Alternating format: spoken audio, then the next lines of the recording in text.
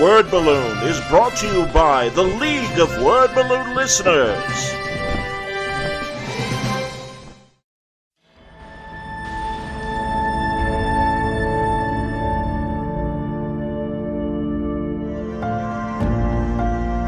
This episode of Word Balloon is brought to you by AlexRossArt.com. Coming up in the later part of the summer or early fall, from Abrams and Marvel, it's Fantastic Four, Full Circle, written and illustrated by Alex Ross. It's a rainy night in Manhattan. Not a creature is stirring except for the Thing, Ben Grimm.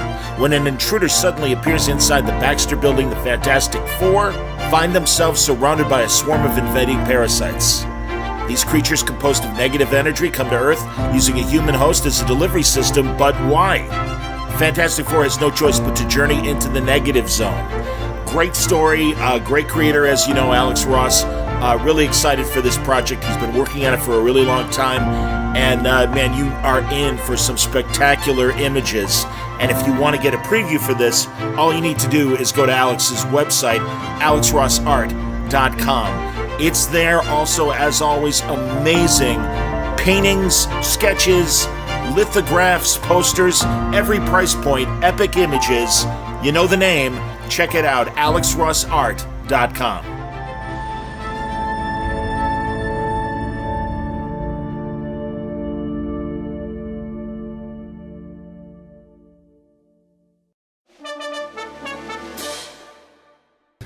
What a legacy of comics, going back to when he was barely a teenager, and we'll get into all that and more, but made his impact at DC, Marvel, Valiant, and many other comic companies, post-Valiant as well. Ladies and gentlemen, the great Jim Shooter. Thank you. Hi. Hi. Nice to be here. What are we going to do? Questions? Well, yeah. Well, first I just want to, does everyone know the origin story of Shooter? By now, everyone knows that. Well, would you mind for my All right. audience? I was 13 years old, and my family needed money. So when you're 13, they're not going to hire you at a factory. So I thought, somebody must get paid for these comics, and I loved comics.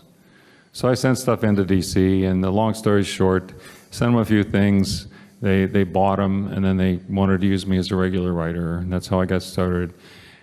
When they found out I was, at that point, 14, they were a little bit put back, but they got over it, and I just kept going. And here I am 58 years later. But Jim, that's amazing. And I mean, other kids would maybe get a paper route or shovel sidewalks and stuff. You know what I mean? Yeah, I had a paper route, but a couple of bucks a week doesn't make a difference. No, but also to be that young and really look at comics, break them down, figure out how they were written, and to get them to bite and everything. And if you don't mind, I would like to ask questions about, because these guys, their names speak for themselves, but truly, like Mart Weissenger. Yes. Tell me about working for Mart Weissenger. Mart Weissenger was mean as a snake, famously mean. He was one of those old-fashioned editors who would always call you a moron, so you wouldn't ask for a raise. I lived in Pittsburgh. That's 400 miles away, so most of the business was done over the phone. And so, 14 years old, 13, 14 years old, and this big important man from New York who's a vice president and the head editor at DC Comics would call me up and yell at me for an hour every Thursday night right after the Batman TV show. And, and he's, what's this supposed to be? Why can't you spell? Is this a gun or a carrot? I'm doing layouts. Come on. It was like, he was very harsh. I thought it was just me. I didn't know. I lived in Pittsburgh. I didn't know anybody else in the business. And then I went, but I would start going to the office on business to visit, to occasionally be taught something, or just have conferences or whatever. And one time I saw him just torturing his assistant, and it was a silly thing too. And he was like, I started to realize that's just his MO. It's not me. That's what he does. And So after that, I kind of let it roll off my back. I still didn't argue with him or anything. I needed the money, you know. And but he was like that with everybody apparently. The apocryphal story is that at his funeral they couldn't get anybody to do the eulogy, and finally they found some guy had known him all his life, and he did. This was probably apocryphal. He came up and he thought for a minute. He said, "Well, his brother was worse." I'm going to ask you to. I'm going to just back it up just a little bit. There's old radio guy. We're overmodulating, but I don't know. No, you're good. All And right. but again, God, the Legion stuff. You created Pharaoh Lad. You created Princess Projector. You created Karate Kid. Yep. And I'm of that '70s generation that was reading the reprints in the 100-page spectaculars and the 80-page giants and all that stuff. And then when I found out years later, yeah, he was 13. I'm like, or 14. I'm like, that's great because literally you were writing to your peers. Well, it was a unique situation. It'll never happen again. My monthly book, the one I did every month, was Adventure Comics featuring Superboy and the Legion of Superheroes. And that was about teenage heroes in the future, right? So here I was the same age as my characters. And to a large extent, the same age as the audience, right? And we all grew up together. Yeah, no shit. Absolutely. Seriously, man, that's so amazing. And again, it's a testament to your ability to break those things down, reading them, and figure out how to write. That's the second time you said that. Now, let me tell you, he's Please. right. Yeah, because when I was 12, that's when I discovered these Marvel comics. I always liked comics, but I got kind of bored with them because they all seemed to be the same, you know, after a while. Lois Lane was always trying to discover secret identity of Superman. The Batman was always fighting the Riddler and the Penguin on top of a giant typewriter or toothpaste tube or something. And you know, it just they started to get a little tedious, and there weren't any other superheroes other than them at the time, really. Yeah. So these newfangled Marvels come along. I was 12 years old, and I read these, and it just, wow, these are good. You know, and I'm thinking, why aren't these? And I mean, I was in a hospital for a very minor surgery, and in a kid's ward in those days, four beds in a ward, there would be tons of comics, and you know, I had a week to kill, so I picked up some of the DC comics. They were pristine, looked like nobody ever opened them, and they were the same as I, you know, kind of bailed out on them a couple years before. And these new Marvels, they were all ratty and dog-eared. Everybody read those, you know. And so when I read them, I found out why. You know, they were just better. And that's when I decided, hey, if I could figure this out, why these are good and why these aren't, why I like some these and some of those, and why I don't like the others, then you know, maybe I could. Somebody must get paid for doing this. Maybe I could write them. So I literally spent a year studying. I mean, taking notes, you know, and carefully trying to figure out, like, what the usual, you know, MO was for the comics. Stan, I figured out for DC, the usual MO was very straightforward, you know. It was almost a formula. Stan didn't do that. He did it all in different ways, and yet he got the same things done. Shortly into the story, you knew who the characters were.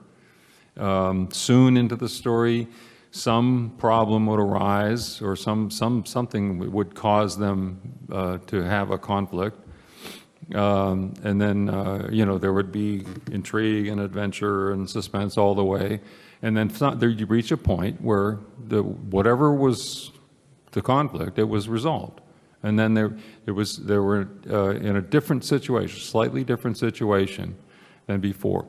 Didn't have to be extremely different. Made a new friend, learned something, you know, whatever. It could be anything. But so to me, it became, oh, it's a journey. Okay, we start here and we get to here, and the story is how we do that. Absolutely. And so I really studied this stuff, and so when I wrote my first issues, usually people, when they send in their first submissions, they're doing it for fun. and B, they want to fix everything that they ever think. They want Aunt May dead on the first issue. They want Peter Parker happy and wealthy and by the second issue. And I saw they just didn't do that. They didn't make sudden moves like that. So I thought the Legion Clubhouse was stupid, But it's like a rocket stuck in upside down rocket, yeah, man. And the way John Fort used to draw it was about the size of a phone booth, and all the parading in there. And it had one of those old-fashioned keyholes, like Superman's Fortress. Yeah, right. Yeah.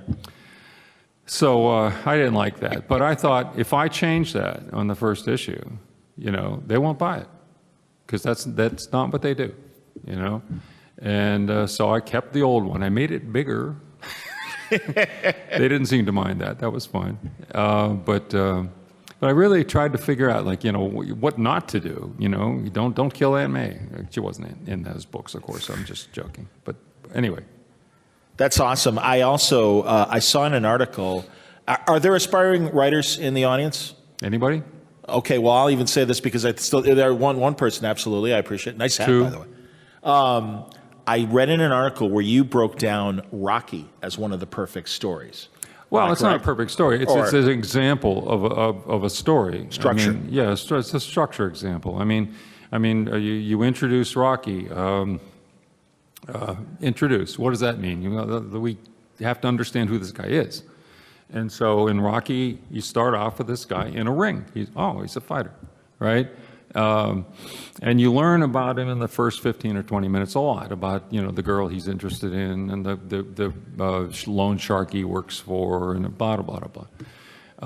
And then, all right, well, okay, he's an aging pug, and if nothing happens, I guess we'll just play cards all night. I don't know. But something happens. He miraculously gets a shot at the champ. Okay. That's the element that disrupts the status quo. We know who he is. We know his status quo. Something disrupts it. And that sends all kinds of things spinning. It changes everything. It changes his relationship with the girl. It changes his relationship with the loan shark. It changes his relationship with the manager. There's little mini conflicts all along the way. It changes his relationship with the future brother-in-law. And conflicts ensue, and there's interesting stuff all along the way.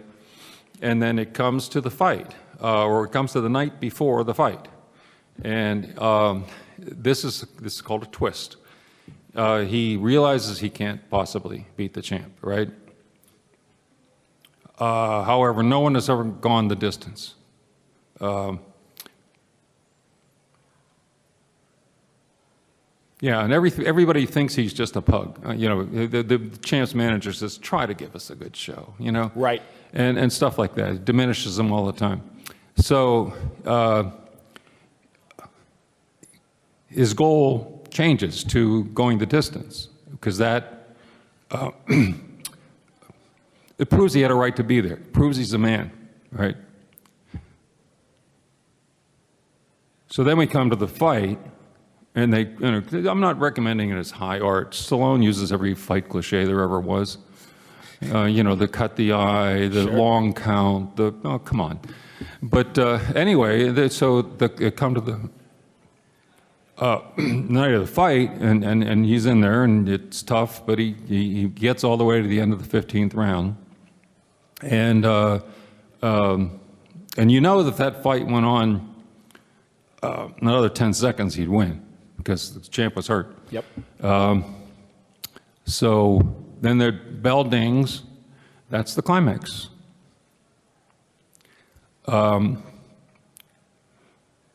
And importantly, everything is resolved. Rocky, the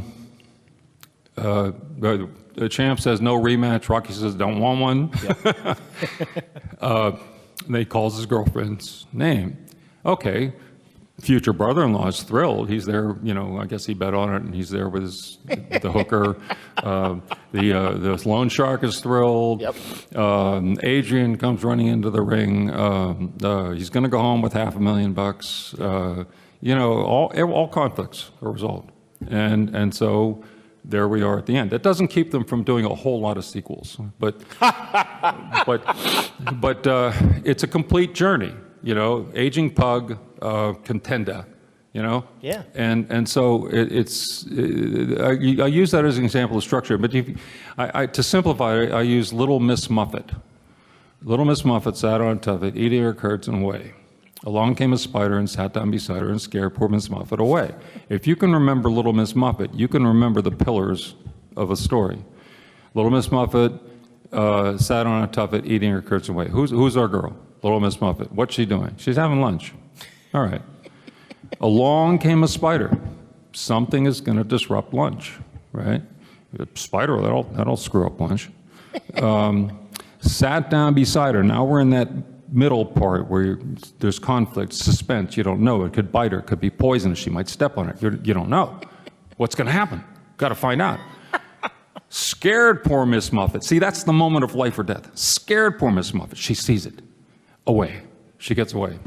So if you can remember Little Miss Muffet, it's, who we got, what's our situation, something happens to change it, what does that cause, well, how does that send them on a journey, what is the outcome, if there are conflicts, which side wins, or how otherwise is the conflict resolved. Miss Muffet gets away. And she'll never go back there for lunch anymore. So if you remember that, now if you start looking for Little Miss Muffet in every movie, every TV show, every novel, everything written by a competent professional writer, you will find Little Miss Muffet. Everything Shakespeare ever wrote, everything Hemingway ever wrote, everything at J.D. Salinger, Steinbeck, J.K. Rowling, everybody, because that's a story. And the fact that the story has a definition does not limit you. It didn't limit any of the people I just named, nor did it limit the writers Laverne and Shirley, or SpongeBob, sure. Whatever. It's always there. A sentence has a definition too. It's a complete thought. A story is a complete journey. Okay, so once you understand that stuff, and then you can start to, throw, let's make it visual. Let's throw in a car chase. Or how about some hand-to-fang fighting with Little Miss Muffet and the spider? You can dress it up, introduce subplots, supporting characters, put a twist in it, like Rocky, where in the middle it goes from being about a fight to being about a fighter. I didn't make any of this stuff up. This is Aristotle talking to you. He wrote a book called The Poetics, where he realized that there was something called a story.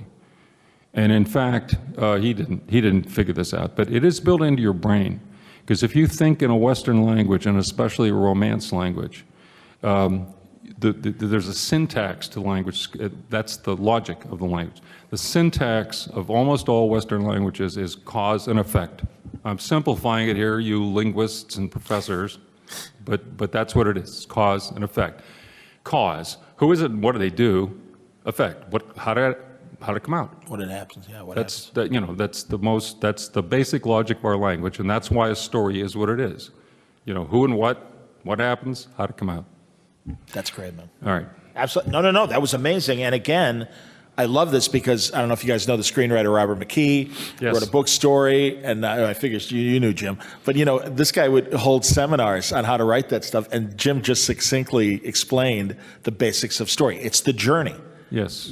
I mean, certainly the start and the destination, but the journey is the story. I do recommend the Robert McKee books, Story, and I think he has Dialogue and a few others. I recommend them. I don't agree with every word he says, but it's really pretty good. And he does what I did with Rocky. He does that with Casablanca. Great. To show you what he does. Excellent books. And there are no really good books on writing comics. There are some bad ones, but there are no good ones.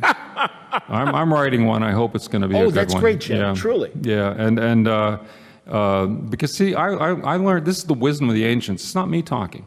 Not only was Aristotle kind of the first to, he went to the theatron one day and he came home. He said, that was lousy. Why? And then he figured out, what was going on. He was the first to codify it. Then 350 years later, a Roman scholar, poet named Horace, he was a big fan of Aristotle's. He thought he had some ideas to contribute. So he wrote a book called Ars Poetica. And then since then, of course, there's been all these great people, the Shakespeares and the Miltons and all J.K. Rowling and Hemingway and all. And each of them, with their work, teaches you the same thing. And I don't know where they learned it, but they did. And it's Little Miss Muffet is always there. The only thing I don't recommend is trying to learn it from comics, because most comic book writers couldn't write their way out of a paper bag. Hilarious. All right? They just don't know what they're doing. They string together a bunch of scenes that aren't necessarily related. They think, oh, it's an exciting scene. Well, it probably is. But people want to know, like, how'd it come out? Or something will pop up and they'll say, well, wait a minute, I didn't know that guy was, had a gun, Anyway, comic book writers in general, there are some good ones. Don't get me wrong, there's some really good ones. But a lot of them are just kind of winging it. I mean, they've been reading them all their lives, and they think, well, now the comics have been talking to them all their lives, and now they think, well, now it's my turn to talk, and they just say anything they want. And it just wanders around, or it doesn't fulfill the definition of a story. And that's, so comics is dicey. I mean, the best comics writers like Archie Goodwin or who's here at the show? Well, Howard Chaykin? Yeah, Howard's good. Yeah, there's who's the guy with the big line over there? Oh God, I've been spending most of the time in the panel room, so I'm trying to think. Whatever, Yeah. There were some really Sure. good guys, and Stan was good, and Garth Ennis, maybe? Yeah. All right, there you go. Name couldn't come Buddy, to mind. it's all good. Please, it's Sunday. Yeah. Anyway, so I would recommend you go to other media, and it's also easier to watch a movie with your notebook and a clicker in your hand, right? And every time that they move the camera, you just saw a panel. Every time they change the scene, you should stop and think, what did this professional writer tell me? Professional writer, professional director. What did they tell me? How did they tell me? And why did they tell me that? And if you look at a film like a Cameron film, you always can see, like, there's no fat on it. There's no. All right, let's take Indiana Jones for instance. The Raiders of the Lost Ark. I happen to know that Indiana Jones was a fabulous ballroom dancer, right? They don't mention that because you don't need to know that. All right, I made that up, but there's nothing in there that you don't need to know. And what's the first time when we see Indy the first time? What's he doing? He's recovering some artifact. That's what he does. He's Little Miss Muffet. He's on his tuffet. And we find out in that scene, by the way, giant tarantulas, no problem. Just sweeps them off with his whip, But he sees a snake. Whoa. Mark that down. That's going to come up again. Because there's no wasted space there. Yep. It's always, and it's the same with like a Cameron film. You'll find that everything he told you for a reason. And if you start breaking things down that you're looking at, stopping it with a clicker and thinking, what did they show me? How did they show me? Why? And then make a little note or something. You start to get it. And when you start to watch some of that stuff looking for Little Miss Muffet, you will always see Little Miss Muffet. Always. In the most sophisticated and complex things. Even if the guy doesn't do it in order. Just showing off. I had Frank Miller kind of reverse the whole thing. He introduces the character at the end. But he tells the story interestingly the whole way, so that when we really get to know the characters on the last page, and just showing off, But Shakespeare never did that. Salinger never did that. Hemingway never did that. J.K. Rowling, as far as I know, never did that. Most people do tell it in order because our brains are hardwired. What's the cause? What's the effect? If you find it's some big guy in a bar and ask him, hey, Bronco, tell me about your biggest game. He'll tell you everything, probably in order. He'll say, "Oh, it was a state championship," and and then he'll come to a spider. "Oh, and then I fumbled the ball," and it's the fourth quarter and we have to score. And then if he forgets something, we'll correct him. He'll say, "Well, give me the ball for one last play, and I'm charging toward the goal line, and this big linebacker's in my way." And we say, "Wait a minute, you didn't mention any linebacker." We'll correct him. He'll say, "Oh, I forgot," because we correct each other, because we're all storytellers too. You tell every day stories. What happened at school? What happened at work? Anything. It's natural to us. And that's why it resonates with all of us when you see a good movie like a Cameron film or Raiders or whatever. Sorry. Enough rant. Okay. No, man, but that's amazing. Do you guys have questions? Because obviously, this is your opportunity to talk to Jim about classic stuff. Yes, the microphone's there if you don't mind, just for the purposes of my audio. Either that or yell. Yeah, or if you don't mind yelling. But sir, please. How did Secret Wars came about? Yeah, I was going to ask that as well, please. If you don't Kenner Toys made a deal with DC Comics to do superhero toys. The toy companies all spy on each other. And so Mattel found out about that. And so they didn't, just as a hedge against Kenner, and just in case superhero toys turned out to be the next big thing, they came to the only other game in town, which was us. And they went to our licensing people.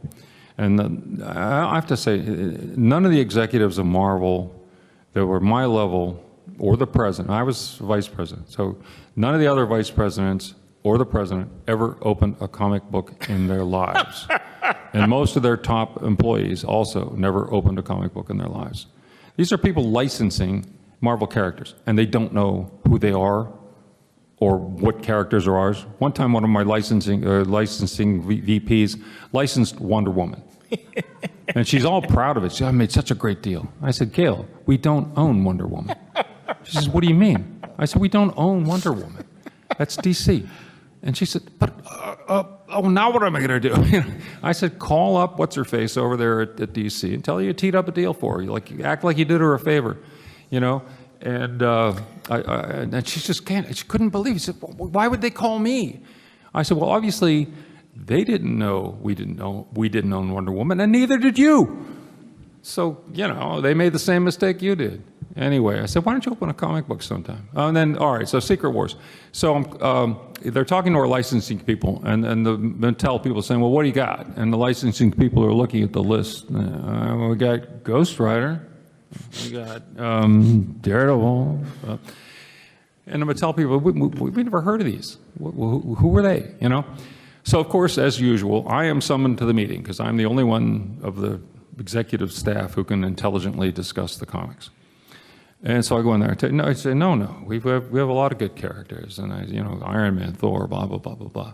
And I said we do have some that have a good deal of exposure. Spider-Man, on TV, and the Hulk on TV. And they said, yeah, but even those two don't have Q scores like Superman, Batman, Wonder Woman, and Robin. That's the big four. And you know what a Q score is? That's like you ask 1,000 people who it is, and if you're 900 of them know your Q score is 900.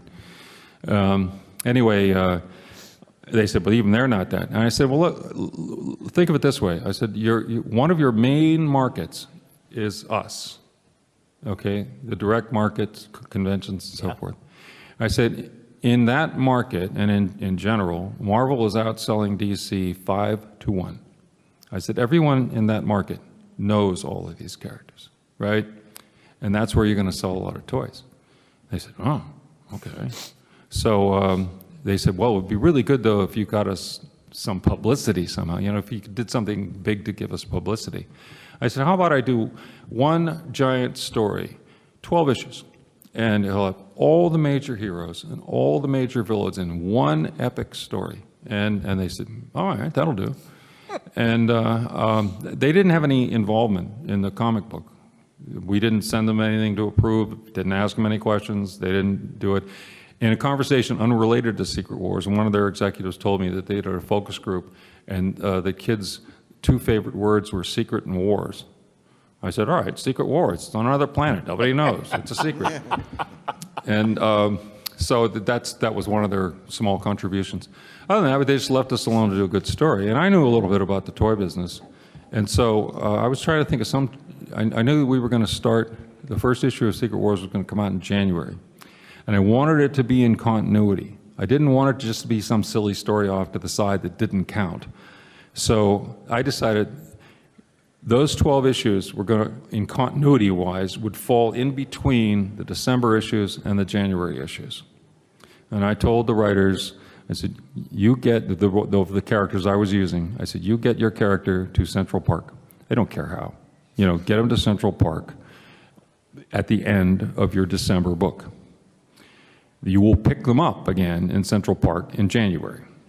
So now I'm trying to think, like, what could I do that would, be different? Like you go to war, you're going to come home changed somehow, psychologically or whatever.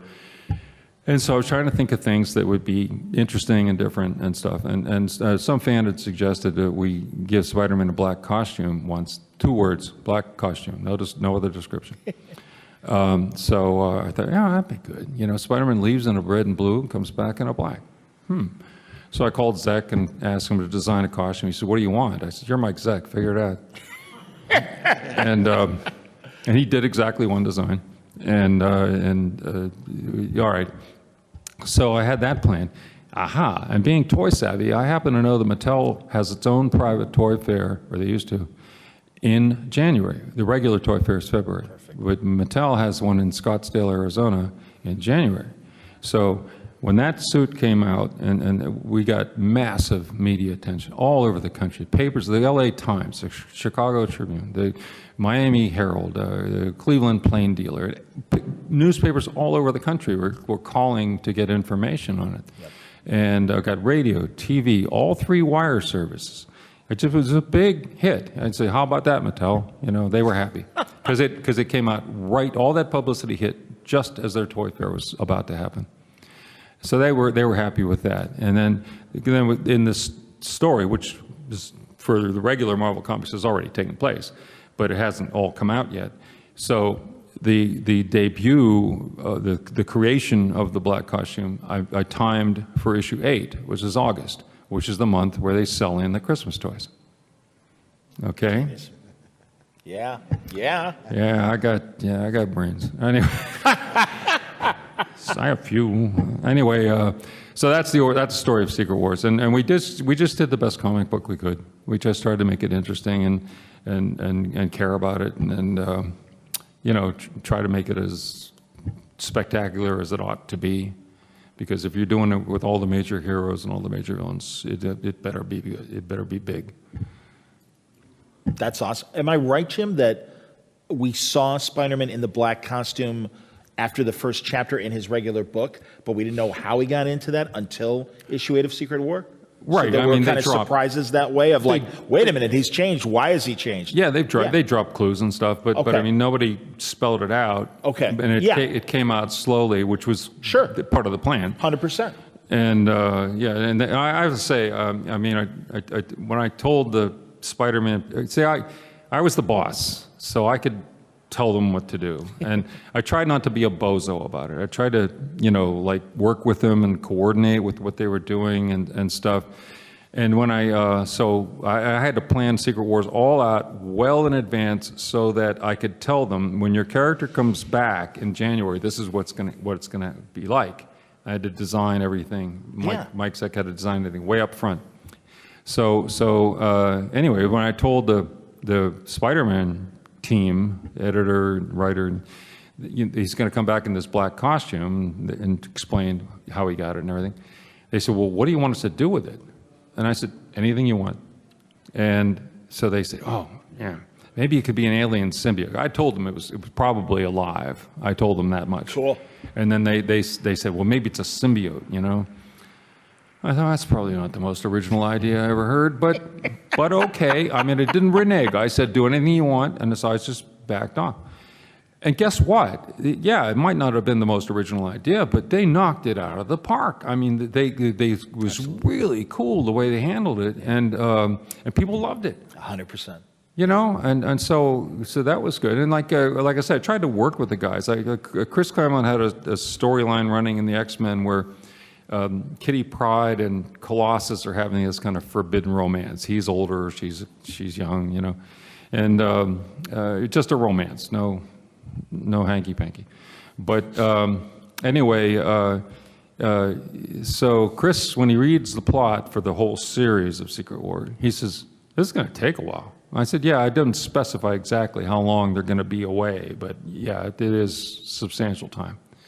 And he said, well, then you're going to have to address this storyline with Kitty and Colossus. I said, well, I guess so. He said, I wish you wouldn't do that. He said, I'd like to finish that myself. I said, okay, Chris, I'll leave Kitty home. He said, you do that for me? I said, sure. You know, and I said, I'll throw this in. I'll have Colossus have a fling while he's on Battle World. And he said, that plays into my hands. I said, you're welcome. Awesome. So anyway, you know, I tried to work with people and coordinate. John Byrne didn't want to cooperate at all. He said, I don't want to do this, you know. I said, well, that's too bad, John, because you have to. But I said, isn't there anything you want to do with the FF that you haven't been able to do yet? He said, well, I'd really like to have the She-Hulk replace the Thing for a while. I said, well, I'll leave the Thing on Battle World. How's that? You know, and that's because he can change back and forth there. And he said, oh, wow. All of a sudden, it was his favorite thing. But so I tried to work with everybody, tried to get along with everybody, and not be a total jerk about it. But anyway. Sure.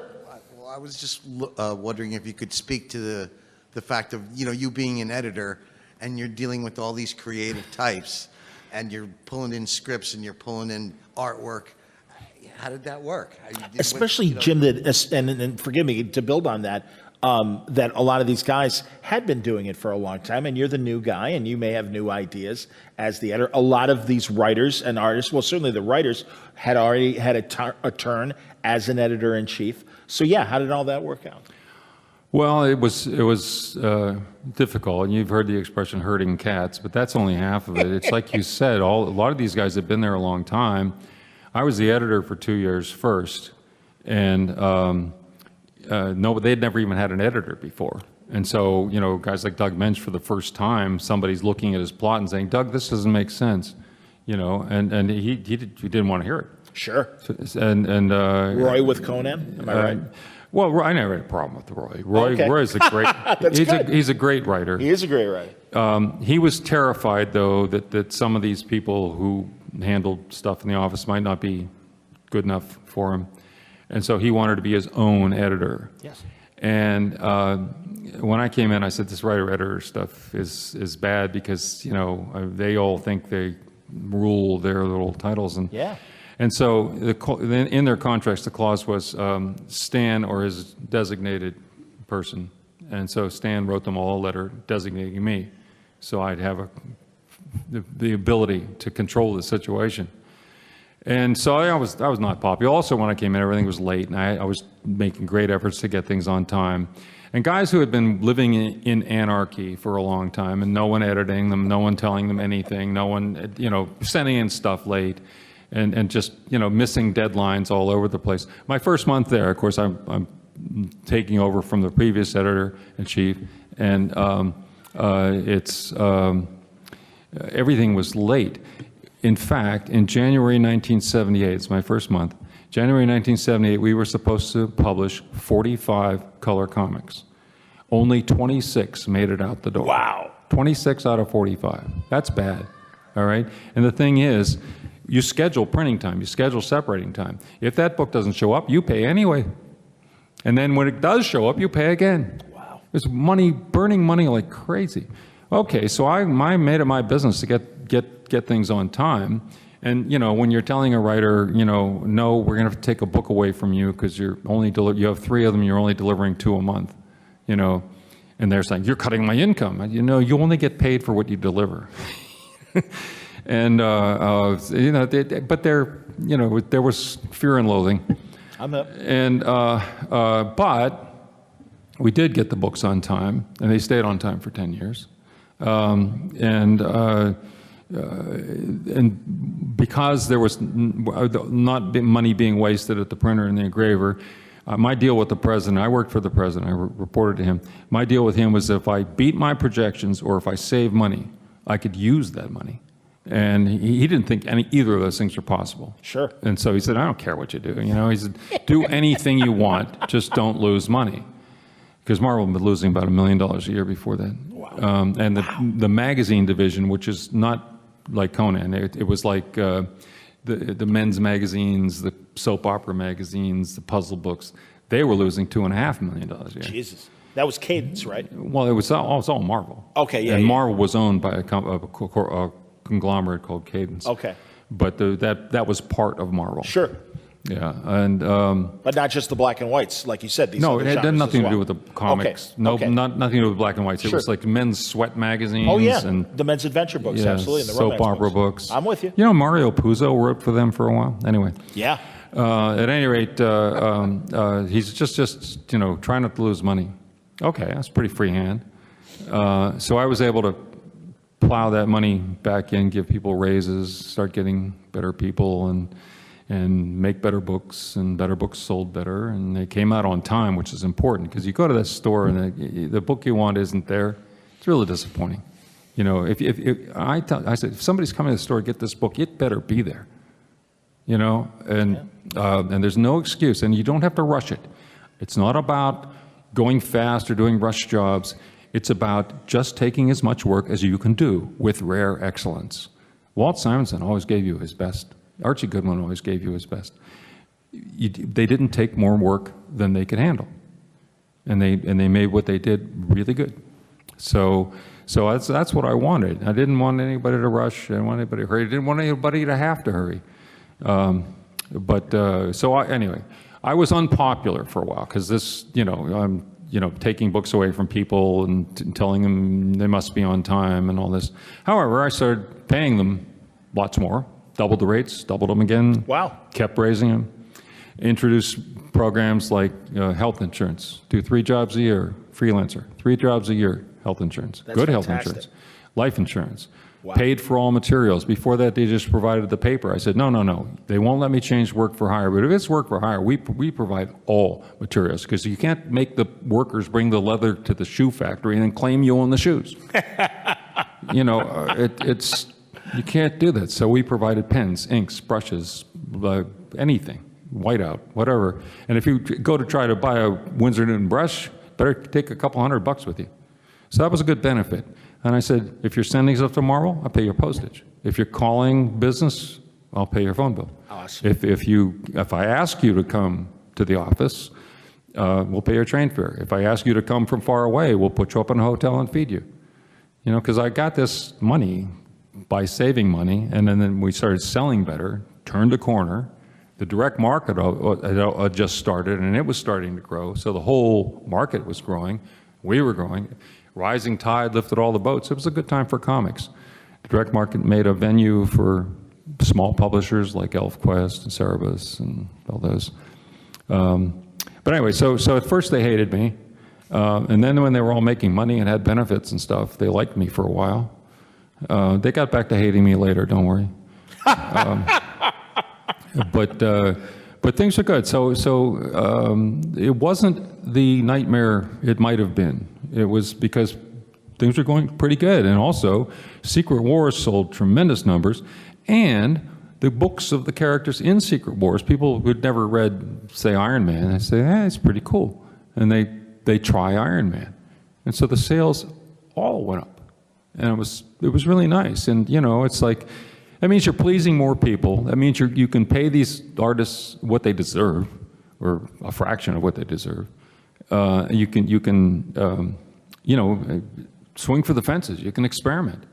Things are going well. Yeah, we're Marvel Comics. If we can't experiment, who can? So if you see some crazy stuff that we did back then, that's why. We did it because we could. That's awesome. More questions?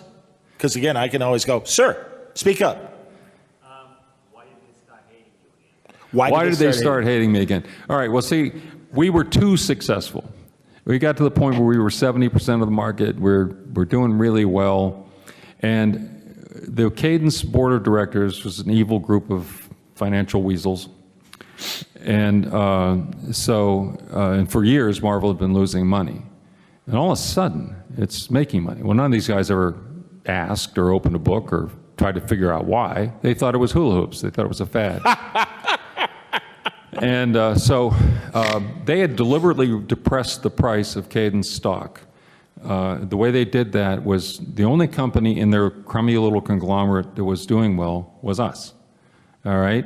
So they made us a division rather than a subsidiary, not to get too technical. But basically, they could lay off all the corporate expenses against us, all their fat cat salaries. And so it didn't look like Marvel was making all that much money, because you don't have to report a division separately. It can be reported as part of the company. So to the SEC, I'm talking.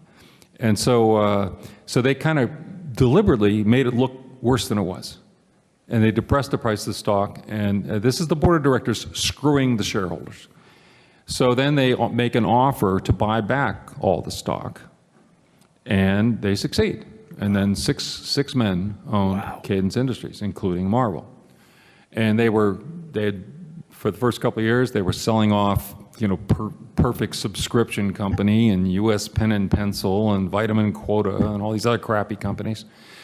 And then they came to the crown jewel, Marvel.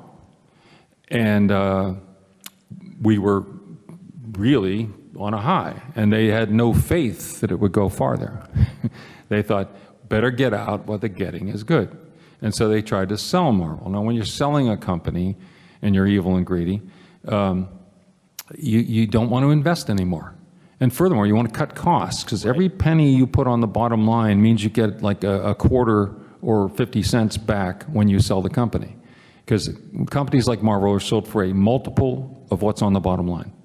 All right? You get a multiple like 20, 25, 30, So every time they saved a penny or we made an extra penny, their stake got richer. And so what they started doing is cutting the programs that I put in there. They eliminated our pension plan. They cashed it out. They got rid of the 401k, first the matching and then the 401k altogether. Then they eviscerated our health insurance. Instead of being really good health insurance, it became a crummy HMO that nobody took and you had to pay for. Wow. And so on. All right, you get the drift. And I was upstairs fighting with these guys every day. They wanted to cancel the royalty program, and that's the one fight I won. That's the one fight I won, because I convinced them that you can't do that, because they want to do it retroactively, just suddenly stop paying. And I got in a screaming argument with the president, the financial officer, and who else? Oh, the executive vice president. Screaming argument with these guys in the hallway outside the president's office. Yeah. And I'm telling you, we're going to quit. I'm going to go find a lawyer. We're going to have a class action suit. We're going to sue your asses. And the lawyer, the company counsel, his office was right around that area too. So he comes out and he turns to the three guys I'm arguing with. He says, "Gentlemen, he's right." And he just goes back to his office. So that's a one fight I won. Wow. But they were just killing us. And of course, a lot of it is blamed on me. It's like, well, wait, isn't this your area? You're supposed to take care of this, And what am I going to do? If I tell the guys, the upstairs people are screwing you, then they all quit and go to D.C. and it's Jim Shooter's driving talent away, Oh my God, So anyway, I thought, I'll fight it as hard as I can, and maybe I can prevent some things from going wrong, and maybe the new owners will be better. They were worse, actually. They were worse. This is New World, am I right? New World Pictures, which changed its name to New World Entertainment. Yes. And so I forced them to fire me. Basically, what I did is I ratted them out. I told the new owners where the bodies were buried. And the CEO of New World came to my office and he said, "Every word you told us is true." He said, "We found out these people are weasels. They're all corrupt as hell, and they don't know what they're doing. If they all drowned in the East River, no one would notice for a month, And they said, but we're a publicly traded company, and we can't just suddenly fire the executive staff of a company we bought for a whole bunch of money." He said, "So we're going to fire you." I said, "Okay, that's fine. I'm tired of this place." And so he said, "But don't worry." He said, "We're going to set you up in your own business. We're going to You know, that's how we do it in Hollywood. You fire a studio chief. Next thing you know, he has his own independent production company. The studio pays for his staff, and he makes movies, and then the studio distributes them. And so we're going to do that with you. And but the people that I ratted out were really mad at me, and they dug their heels in it. And the thing is that Bob Ramey, the CEO of the other company, he wasn't going to go to the mat for me. I mean, you know, and so they. I was fired, and that was the end of that. And I was glad to get out of there. I went and started Valiant. Yeah. And then I ate their lunch. I went from 0 to 17% of the market in 1 year. And most of that came out of Marvel's hide. It's no wonder to this day they don't like me. Yeah. Anyway. Corporations don't forget, man. I'm hip, and I've had that experience in broadcasting, so I know what you mean. And again, and please, I know they're going to tell us, like, stop soon because we're at less than 5 minutes, but if you don't mind... Oh, is there one more question, please? No, that's our timekeepers are right there. Oh, no, and I realize that. But, if we go a little bit over, because if you will, just for a couple of minutes, sure. Talk Valiant, because obviously the big next chapter. Yeah, it's another story of evil, greedy bankers, I guess. But basically, I started Valiant, and we started 0, and it's like that old joke. They laughed when I sat down to play. I mean, Marvel was taking full-page ads in the buyer's guide, mocking us. Okay, and like when we did the flip book, they mocked us. 6 months later, they did flip books. When I did the all-black Solar cover. They ridiculed us, took a full-page ad in the buyer's guide to ridicule us. Jesus. And within 6 months, they had an all-white book, an all-red book, and an all-black book. I say, that's all right, yeah, you make fun of us, and then you do it, okay? Yeah. So, I mean, I really, we were doing I had kids out of the Kubert School. We didn't have any money. I had kids out of the Kubert School, and I had some old guys that nobody else wanted. You mean nobody wants Stan Drake? No, he couldn't get work. I was the only one giving work. Wow. John Dixon, Ernie Colon, Steve Ditko, Ralph Reese, Don Perlin.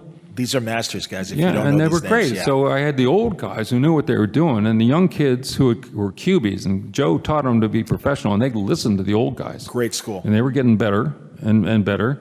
And everyone else is doing flashy art and thin stories. And I said, that's what we have to fight back with, is story. We're going to outstory these guys, just outwork them. 100%. And like I said, it worked. In a year, we were 17% of the market and shooting up, going up. And Marvel was coming down. And they weren't peeved about it. So peeved, in fact, that when I started Valiant, what happened to Valiant? My evil partner married the banker, and between the two of them, they controlled the board of directors.